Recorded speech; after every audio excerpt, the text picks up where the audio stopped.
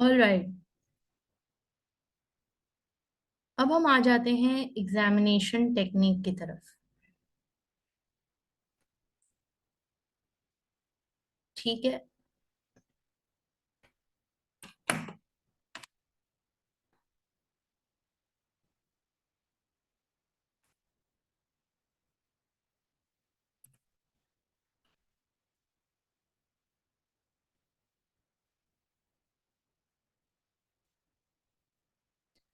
तो examination technique में हमें क्या क्या चीजें सीखनी है? Number one, how to manage time. How to manage time. ये हम एग्जाम टेक्निक में सीखेंगे कि 4 घंटों को हमने मैनेज कैसे करना है, बिकॉज सारे क्वेश्चंस कंपल्सरी हैं। सब क्वेश्चंस अटेम्प्ट करने हैं, कोई भी छोड़ नहीं सकते। तो 4 घंटे का पेपर कैसे मैनेज करें वक्त को, अपने स्टडी के वक्त को कैसे मैनेज करें, प्रोडक्टिवली कैसे पढ़ें, इफेक्टिवली कैसे पढ़ें। Number two, how to read. How to read the question. पढ़ें कैसे, सवाल को पढ़ें कैसे, सवाल देख के डरना नहीं है, पढ़ना है, सुनना है एग्जामिनर क्या कह रहे हैं। How to read. अब how to read while studying, how to read during your exam, and next, how to plan। जब पढ़ लिया, सवाल को सुन लिया कि एग्जामिनर ने क्या पूछा या वो क्या चाह रहा है, being sensitive to the needs, क्या करना है फिर? प्रोसेस कर। तो प्रोसेस में क्या होगा, उसको प्लान कर रहे होंगे हम। प्रोसेस के बाद अमल में लाने से पहले थोड़ा सा प्लानिंग, थोड़ी सी strategy, strategic business leader, right, हमें डिसाइड करनी होगी और बनानी होगी। तो उससे पहले प्लानिंग बड़ी अहम है। Then how to develop professional skills. How to develop professional skills, जो अभी हमने 5 स्किल्स डेफिनेशन भी पढ़ी उसकी, उसको थोड़ा समझने की भी कोशिश की। And during the entire course उसको हम बार बार और डीपली भी समझ रहे होंगे, उसको प्रैक्टिकली अप्लाई करके देख रहे होंगे कि कैसे अप्लाई हो रहे क्वेश्चन में। तो ये सारी चीजें हम सीखेंगे क्लास में। ठीक है। How to develop professional skills. Exam की 4 टेक्निक्स हम सीखेंगे ड्यूरिंग दिस एंटायर कोर्स। ठीक है जी। अब हम, एक और चीज है जो रह गई है।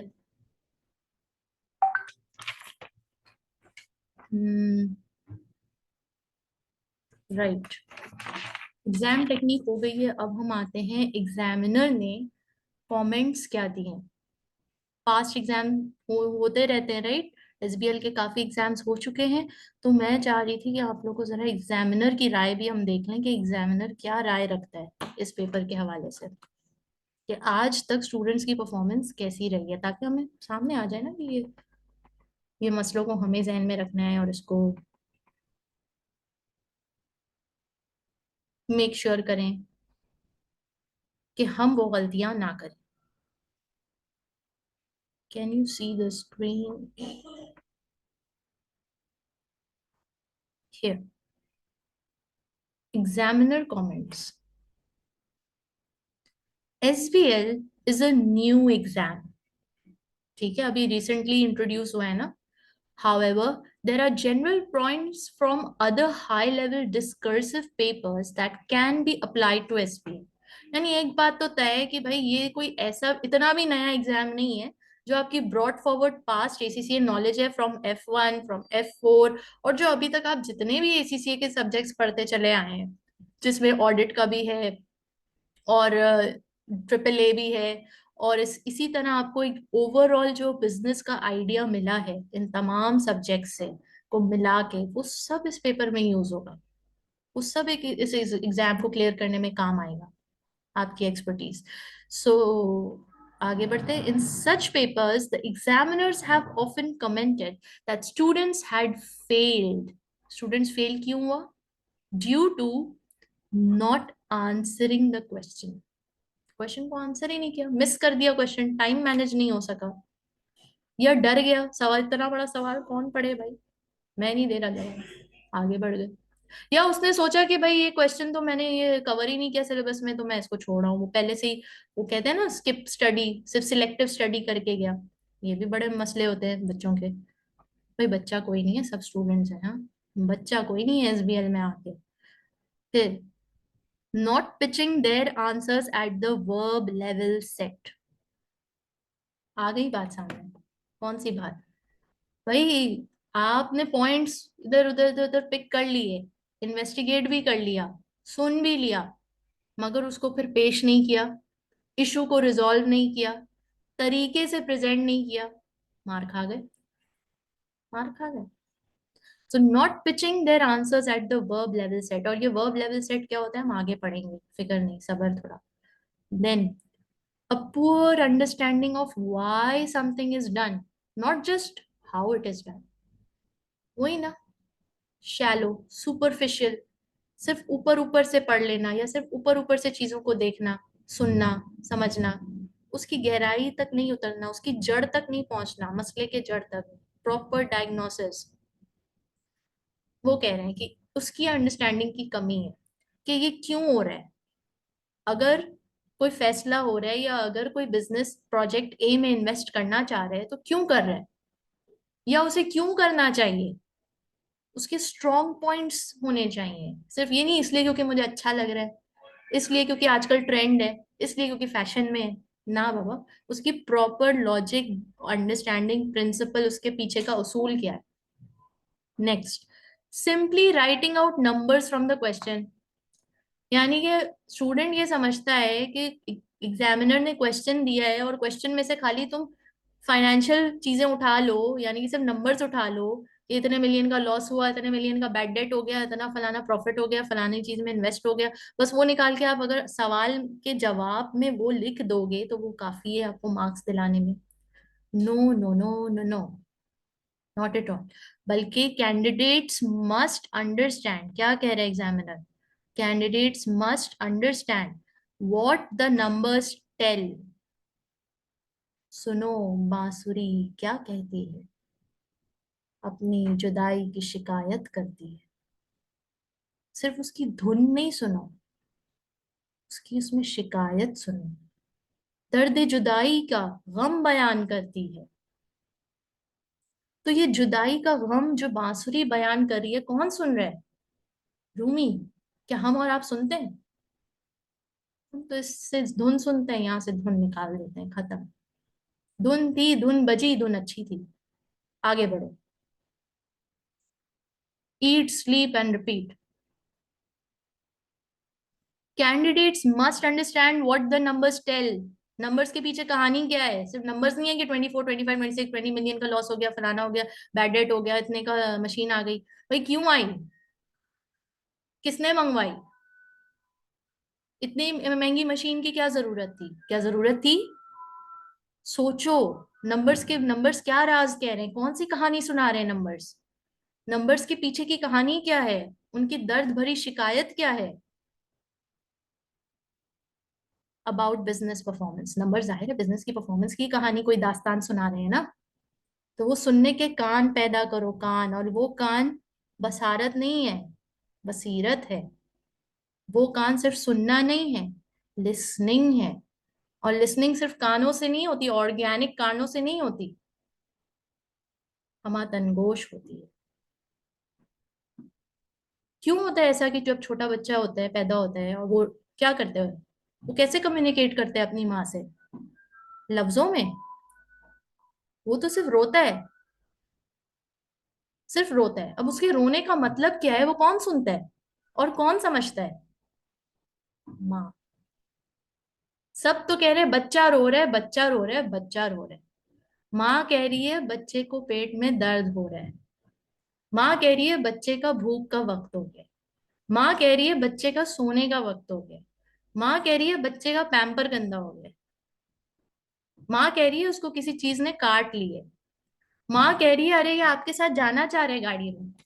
माँ कह रही है अरे ये आपको छोड़ना नहीं चाह रहा, चाह रहे आप इसको गोद में उठा ले। उसकी अंदर की बात समझनी है। समझो, सुनना सीखो भाई, स्किल डेवलप करो, बड़ा डिफिकल्ट स्किल है। हर किसी के पास नहीं होता। और तुम अगर यहाँ आ गए हो तो तुम लकी हो कि तुम यहाँ पे आ गए हो। अब इंशाल्लाह ताला स्किल डेवलप करके निकलवाऊंगी तुम्हें। ठीक है जी। Next, a lack of common business sense. Common business sense ही नहीं है लोगों में, कैसे होगा? सुनेंगे तो होगा ना, समावत होगी तो अलीम तक पहुंचेंगे ना। सुनेंगे तो फिर नॉलेजेबल होंगे ना, फिर समझ आएगी, कॉमन सेंस तब आएगा। अच्छा, ignoring clues in the questions. Hints हैं सवाल में, सवाल में जवाब छुपा है, बूझो तो जाने। कैसे बूझोगे? हमातनगोश। अच्छा जी, आगे बढ़ते हैं। Good exam technique is vital. ठीक है जी, तो हमने एग्जामिनर का भी व्यू पॉइंट पढ़ लिया कि भाई एग्जामिनर ने ये मुद्दा रखा है सामने, और इन तमाम मुद्दों से एक ही बात बार बार बार बार निकल के आ रही है कि सुपरफिशियल लेवल पे तो हर कोई होता है, ऊपर सर्फिंग तो हर कोई कर रहा होता है, वो कुछ ही होते हैं जो समुंदर के अंदर घुसते हैं, वो क्या कहते हैं, हिम्मत रखते हैं कि वो डाइव करें और अंदर से मोती निकाल के लाए, पर्ल्स ऑफ विजडम निकाल के लाए। वो कुछ ही होते हैं, हर कोई नहीं चाहता समंदरों की गहराइयों तक, सब ऊपर तैरना पसंद करते हैं। तो आप वो बनिए और एसबीएल में हाई स्कोर करके लाइए। नेक्स्ट, एग्जामिनर कमेंट्स हो गए। अब हम फाइनली फाइनली अपने नहीं नहीं नहीं, अभी चैप्टर में नहीं आया, अभी हमें कुछ थ्योरीज और मॉडल्स के बारे में भी डिस्कस करना है। Yes, here it is, further guidance from the ACCA. भाई इसके बगैर हम आगे नहीं बढ़ सकते जी। मैं चाहूंगी कि हमारे साथ एक पार्टिसिपेंट है और वो थोड़ा अपना माइक ऑन करने की जहमत करें और फर्दर गाइडेंस फ्रॉम एसीसीए का ये एक पैरा जरा मुझे पढ़ के सुना, if you can see the screen.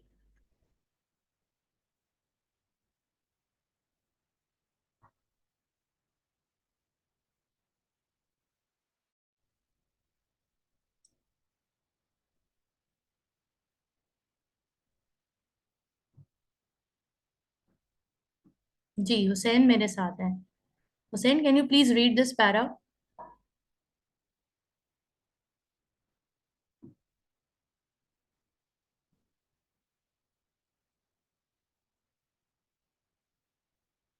Hussain, are you there? Please unmute your mic. नहीं पढ़ना? बता दो। माइक इज नॉट वर्किंग, ठीक है जी। ये शाबाश है, माइक और वीडियो कैम्स दोनों रेडी होने चाहिए भाई, मेरी क्लास में एंट्री नहीं तो बैंड है। ठीक है जी। अच्छा, तो हम पढ़ लेते हैं, कोई मसला नहीं। द यूज ऑफ थ्योरीज और models in the strategic business leader exam. The strategic business leader exam set by the ACC examining team is a practical exam, and unlike other exams, will not will not test individual theories or models in isolation, or require for these theories or models to be quoted in answers to exam questions। अहम मुद्दा, दूसरे examinations की तरह ये exam बेहद मुख्तलिफ है और सबसे ज्यादा प्रैक्टिकल एग्जाम है, क्योंकि इसमें देखें F1 में भी आप बहुत सारी चीजें पढ़ चुके होंगे, F4 में भी आपको लग रहा होगा कि हाँ अभी अभी हम एजेंसी पढ़ेंगे चैप्टर, आपको लग रहा होगा हाँ ये तो बातें मालूम है। तो ये बातें सिर्फ मालूम नहीं करनी, इस एग्जाम में बातें नहीं तो पूछेगा वो कि हाँ भाई define agency, define agent, who is an agent, ना, वो सब हो चुका, वो किस्से कहानियां वो बचपन के थे, अब बड़े हो गए। अब हमें उसमें से अखज करना है, डाइव करना है, पर्ल्स निकालना है। ऊपर की स्विमिंग बहुत हो गई, तो वो जो ऊपर की स्विमिंग है ना उसे छोड़ दीजिए, अब अंदर की स्विमिंग के लिए आ जाएं। अंदर डाइविंग सीखनी है हमने, तो नाक बंद करना भी सीख लें, सांस रोकना भी सीख लें, और फेयर को ओवरकम करना भी सीख लें। And you can do it, we can do it together, right? So will not test individual theories और मॉडल्स इन आइसोलेशन। आइसोलेशन में अकेला एक सवाल, एक मॉडल, एक थ्योरी नहीं आएगी, मिला जुला के कॉम्बिनेशंस और बड़ा ही एक कॉम्प्लेक्स सा पजल आएगा जिसको हमें सॉल्व करने हैं। क्यों? क्योंकि हम सीख ही यही रहे ना, how to resolve the issues, right? And rote learning बिल्कुल भी नहीं पूछेंगे। रोट लर्निंग का कोई कॉन्सेप्ट, मतलब किसी तरह की भी रोट लर्निंग की जरूरत नहीं है इसमें। However, understanding the technical theories, models and knowledge is essential. Of course, पता होगा तो फिर उसको अप्लाई भी करोगे ना, थोड़ा सा डेटाबेस होगा तो फिर उसको अप्लाई करना सीखेंगे तो अप्लाई करोगे। As these provide a framework for the students to help them approach the practical tasks that they will need to complete in the strategic business leader exam. यहाँ तक आई होप बात समझ आ रही है। आगे बढ़ते हैं। The use of models in the exam will be a judgement made by the students and is part of the ACCA professional skills for analysis and evaluation। ये स्किल डेवलप करनी होगी और ये स्किल के सामने रखते हुए आपने इसको प्रेजेंट करना होगा, डेमोन्स्ट्रेट करने होंगे कि आपके पास ये स्किल्स हैं। Students are advised to use models which they judge to be relevant for a particular task or scenario to generate the scope of their answer। बिल्कुल ये मॉडल्स और थ्योरीज का इस्तेमाल जरूरी है क्योंकि ये आपको टूल्स हैं, ये आपके सारे टूल्स हैं, बिजनेस स्ट्रेटेजी बनाने के लिए टूल्स हैं। कौन सा टूल किस सिनेरियो में अप्लाई होगा ये अब आपकी जजमेंट है, ये आपका हुनर है, आपका स्किल है, जिसके लिए आपको पैसे मिलेंगे जब आप कंपनी में जाओगे तो, और अच्छे खासे मिलेंगे। तो ये स्किल डेवलप करना है हमें, ठीक है। ये स्किल सिर्फ ये नहीं कि हाँ हाँ वो थ्योरी वो लगा लेते हैं, कौन सी थ्योरी कब कहाँ किस वक्त लगेगी और क्या बेनिफिट प्रोड्यूस करेगी, वो सब हमें सीखना है। वही वाली बात आ गई, सवाल करना आता है और शायद करते ही जाओ, मगर ये जानना बड़ा जरूरी है कि सवाल कब करना है, कब नहीं करना, कहाँ करना है, किस वक्त करना है, किस अंदाज में करना है, किस टोन में करना है, किस एक्सेंट में करना है, सामने वाला कौन है, किससे बात कर रहे हो। आगे बढ़ते हैं। There is not a prescriptive list of theories and models. However, the textbook and kit focuses on most relevant models, which it considers to be most relevant to the syllabus and to aid students in being successful in strategic business leader। बहुत सारे models and theories हमारे text में आपको मिलेंगे जो हम एक एक करके इंशाल्लाह गो थ्रू करेंगे। और ऐसा नहीं है कि बहुत लंबी लिस्ट है और बहुत सारे हैं और बस अगर स्टेप नंबर 1 नहीं काम करा तो नंबर 2 लगा दो, नंबर 2 नहीं करा तो 3 लगा दो, 4 लगा दो, नहीं। ये इसमें अब आपकी क्रिएटिव थिंकिंग आती है। मसला है, मसले को डायग्नोस किया है, उसकी जड़ तक पहुंचे और उसका आप सोल्यूशन निकाल। बड़ा मसला आ गया था 2 साल पहले, कोविड आ गया था ना मसला, पहले कभी नहीं आया था, अचानक आ गया। आ गया तो पूरी दुनिया को बंद कर दिया, लॉकडाउन, 6 फीट फासला, कोई किसी से बात नहीं कर रहा, रिश्तेदार नहीं मिल सकते, हाथ नहीं मिला सकते, ईद नहीं मिल सकते, सब एक दूसरे से डर रहे हैं, हो कोविड ना हो जाए, सब एक दूसरे को फिस फिस फिस डेटॉल का फिस फिस फिस कर रहे हैं। क्या हुआ, मसले के जड़ तक जाया गया, डायग्नोस किया गया विच वायरस इज रिस्पॉन्सिबल। फिर सब लग गए, पूरा पूरा पूरी की पूरी दुनिया लग गई। किसमें, किसमें लग गई, डेटा कलेक्ट हो रहा है, रिसर्च हो रही है, देख रहे हैं, क्रिएटिविटी हो रही है कि भाई ऐसा क्या एंटीडोट बनाए कि ये वायरस कंट्रोल हो जाए, ये फैले नहीं, ये कंटेजियस ना हो और इस पे हम काबू पा जाए और लोग ना मरे और इसकी वैक्सीनेशन आ जाए। क्रिएटिव थिंकिंग की, मसले का हल निकाला, और आज आपके सामने है, दुनिया लॉकडाउन से निकल गई है बाहर अल्हम्दुलिल्लाह। अभी भी कुछ इलाके हैं जो बंद हैं, मगर काफी हद तक अल्हम्दुलिल्लाह निकल गई। तो यही करना है, बिजनेस स्ट्रेटेजी में भी यही बनानी है। बहुत सारे मॉडल्स हैं, बहुत सारे इक्विपमेंट्स हैं, टूल्स हैं, बहुत सारा पास्ट नॉलेज है। अब सबको बना के, सबको जमा करके, एक जो रिक्वायरमेंट है सुन के कि एग्जामिनर क्या चाह रहे, प्रोसेस करके उसको ब्यूटीफुली प्रेजेंट करना है। ठीक है जी, आगे बढ़ते हैं। ऑल राइट, अब हम फाइनली अब अपने दूसरे सेगमेंट में आ रहे हैं जिसका नाम है चैप्टर, टेक्स्ट बुक। आ जाए टेक्स्ट बुक में भाई, हमारे पास पीडीएफ है सामने, चैप्टर 7, गवर्नेंस जनरल प्रिंसिपल्स। बिल्कुल हुसैन, चाइना में फिर से कोविड इंक्रीज हो गया। गवर्नेंस जनरल प्रिंसिपल्स जब चैप्टर है, अब हम चैप्टर के अंदर जरा डाइव इन करेंगे, देखेंगे। मैंने जैसे आप लोग को बताया कि मैं सेक्शन डी आज शुरू कर रही हूँ गवर्नेंस से। ठीक है, हम गवर्नेंस का सेक्शन कर रहे हैं, उसका चैप्टर ये एक देखेंगे, इसमें क्या क्या चीजें हैं, क्या क्या पढ़ना है। All right, the first thing, अच्छा, बाज औकात आपको ऐसा लगेगा आई एम रशिंग, और बाजूकात आपको लगेगा आई एम स्लोइंग डाउन। जहां मैं स्लो डाउन कर रही हूँ, समझ जाएं उस कॉन्सेप्ट का क्लियर होना बड़ा अहम है। तभी मैं स्लो डाउन कर रही हूँ कि आपको अच्छी तरह से समझ आ जाए। जहां मैं जल्दी भाग रही हूँ, वहां समझ जाए कि आपका पास नॉलेज है, या आप सब पढ़ के आए हुए हैं, मुझे मालूम है आपको मालूम है। तो हम सिर्फ रिवाइज कर रहे हैं, तो रिवाइज में हम बहुत ज्यादा ना डेप्थ में जाएंगे ना डिटेल में डेफिनेशन पढ़ेंगे। मुझे मालूम है आपको मालूम है who is a share holder, मुझे मालूम है कि आपको मालूम है कि who is a director. Hopefully F1 पढ़ के आए हो ना, यहाँ तक पहुंचे हो। किसी का रह तो नहीं गया ना। ठीक है जी। So company ownership and control, ownership और कंट्रोल में क्या फर्क है? तो जब क्लास होगी, आप ज्वाइन करेंगे, तो इसमें आप समझें आपका क्विज हो रहा होगा, आपकी पुरानी नॉलेज की टेस्ट हो रहा होगा, भाई क्या है ओनरशिप, क्या है control, what is the difference between ownership and control, how is it different. so I'll be asking you question, I'll become very skeptical over here. Do you know or do you not know? आपने F1 clear भी किया है या नहीं किया, ऐसे ही आ गए हो SBL में? ठीक है, आपने F4 पढ़ा भी है या नहीं पढ़ा? तो here I will become a very sceptical person. अब आप देख रहे हैं कि हम हमारी जो पूरी क्लास होगी ना, उसमें ये जो 3 घंटे हैं, इसमें 3 अलग अलग रोल्स हो रहे होंगे मेरे। पहला रोल होगा आपको कॉन्सेप्ट समझाने का, जिंदगी समझाने का, दूसरा रोल होगा चैप्टर से गुजारने का, और फिर तीसरा रोल होगा फाइनली कि क्वेश्चन अटैक, फाइनली कैसे पेश करना है एग्जामिनर को, तश्तरी में किस तरह लेकर आना है कि रिश्ता हाँ हो जाए भाई, एग्जामिनर की तरफ से हाँ होनी चाहिए, है ना जी।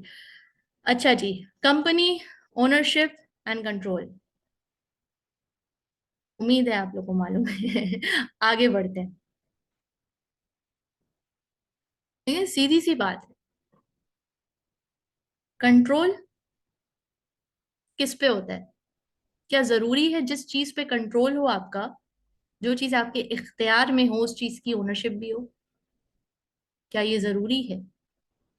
या क्या ये जरूरी है कि जिस चीज का इख्तियार, मतलब जिस चीज की ओनरशिप हो आपके पास, वो आपकी हो, आपका उसके ऊपर इख्तियार भी हो? सोचिएगा। नेक्स्ट,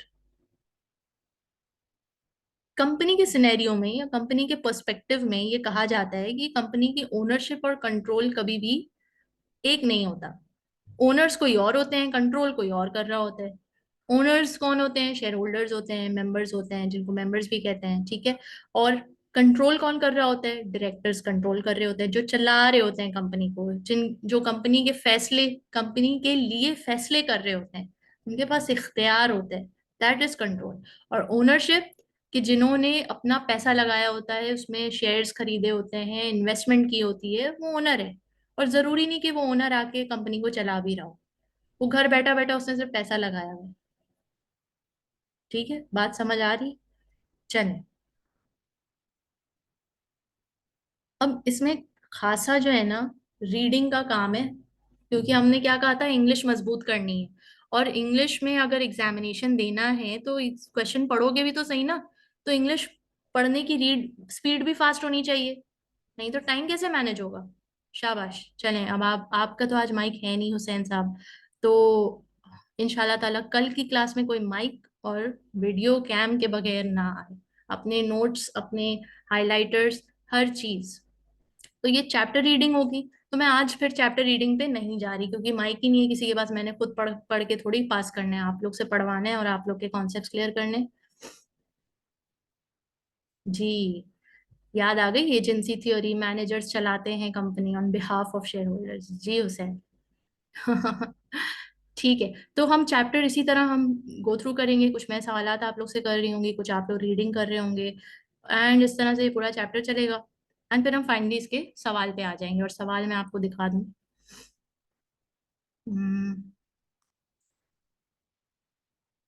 पेज नंबर हमारे पास है, सवाल का कौन सा पेज नंबर है, मतलब हम हर चैप्टर के सवाल पे भी अटैक करेंगे चैप्टर पढ़ने के बाद। तो हमारा जो आखिरी सेगमेंट होगा वो प्रैक्टिकल क्वेश्चन अटैकिंग ही होगा। हम क्वेश्चन जाएंगे, क्वेश्चन पढ़ेंगे, देखेंगे और उसका आंसर ड्राफ्ट कर रहे होंगे, ठीक है। तो अभी तो मैं चैप्टर नहीं पढ़ा रही, बिकॉज फायदा नहीं है, चैप्टर आप लोग ने पढ़ने हैं, आप लोग से पढ़वाना है, और आप लोग की रिविजन करवानी है सारे टॉपिक्स की। तो जब आप लोग आएंगे तो इंशाल्लाह हम शुरू हो जाएंगे। और माइक के बगैर ना ये दोबारा याद दिला रही हूँ। ठीक है जी। तो कोई सवाल है यहाँ तक? तो ज़रूर कमेंट बॉक्स में या व्हाट्सएप के ज़रिए ज़रूर पूछिएगा, clear out your queries and start because March attempt is close.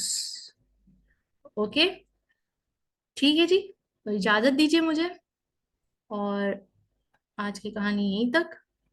इंशाल्लाह जिंदगी रही तो कल मुलाकात होगी, आप लोग का साथ रहा तो बिल्कुल।